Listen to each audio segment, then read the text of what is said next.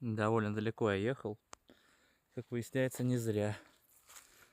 Ну что, тебе совсем плохо или ты хороший беленький? Да на сушку, я думаю, пойдет. Главное, чтобы без мяса. Хотя есть ощущение, что будет с мясом, но почищу, потом посмотрю. Нормально пойдет. Вон почистил, друзья. Гриб-то без мяса. Фокус. Поймай.